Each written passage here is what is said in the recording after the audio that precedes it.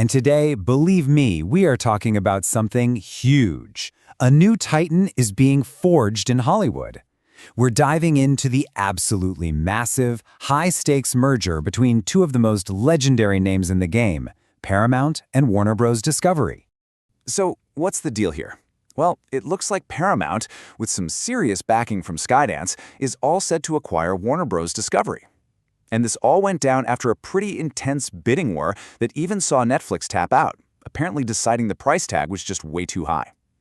But hang on, this is not your classic story of a healthy, strong company gobbling up a struggling one. Not even close. In fact, insiders are calling this deal, and I quote, the better of two bad options. Now that one little phrase, that tells you there's a much more desperate, high-stakes drama going on behind the scenes. So you have to be asking, why would anyone make such a ridiculously risky bet? Well, to get that, you've got to look at what's really being bought here. This isn't just about studio lots and fancy cameras. No, this is about getting the keys to a treasure chest. A treasure chest filled with some of the most legendary intellectual property on the planet. We're talking about the stories and characters that are the very lifeblood of entertainment. I mean, just look at this list. The sheer scale of this combined universe is, well, it's just staggering. The new company would control everything from HBO and DC Comics all the way to Nickelodeon and MTV. Just try to imagine it. The worlds of Westeros, Hogwarts, and Gotham City all living under one single corporate roof. Okay, but here's the twist. Despite that unbelievable library of content, this whole merger is being seen as an enormous, and I mean enormous, unprofitable gamble. The total price tag for this acquisition is a staggering $110 billion. Let that number sink in. That is an incredible amount of money, and it means this new combined company is starting day one with a massive mountain of debt to climb. And this slide right here, this really shows you the kind of crazy premium they're paying. Just 6 months before all the sale rumors started flying, Warner's stock was hanging out around $12 a share. The final reported offer from Paramount? Nearly triple that, at about $31 a share.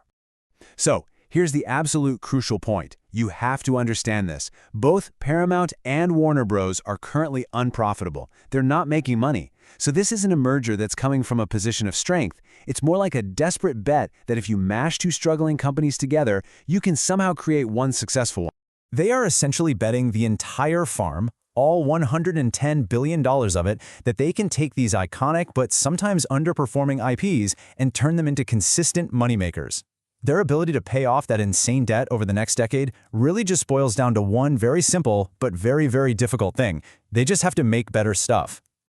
Okay, so we've got all this financial wheeling and dealing, but what does it actually mean for the shows and movies that you care about? Well, the outlook is uncertain, to say the very least. All right, let's kick things off with Star Trek. The analysis suggests the brand is actually suffering from brand damage because of its recent shows. And here's the real kicker for the new owners, they're stuck. Existing contracts mean they can't just come in and easily change course or clean house. They are locked in for at least another year. Now, moving over to the big screen, the hugely popular Mission Impossible series is probably going to wrap up.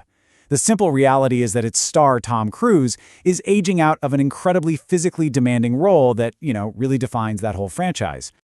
And for some of these other massive properties, the argument is that their value now is pretty much in name alone. Game of Thrones? It's based on a book series that isn't finished, which kind of limits new stories to prequels.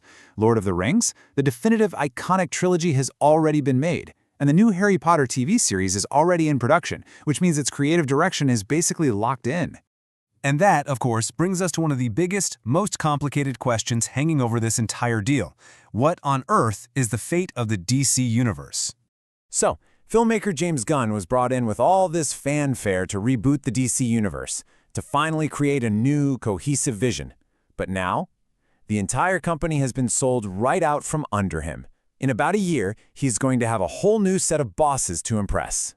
And this is where the uncertainty becomes really critical. You have to wonder, is a brand new team of executives staring at a $110 billion mountain of debt going to keep funding a creative, long-term plan that they had no part in making? Projects like the new Superman and Supergirl are going to face immense pressure to deliver huge returns right away, or they could risk losing support. So in the end, this merger of titans leaves us with a provocative final thought. When you're facing a debt load of $110 billion, will that immense pressure to just be profitable above all else end up squeezing the very creativity and risk-taking out of these legendary franchises? That is the big question this new Hollywood giant is going to have to answer.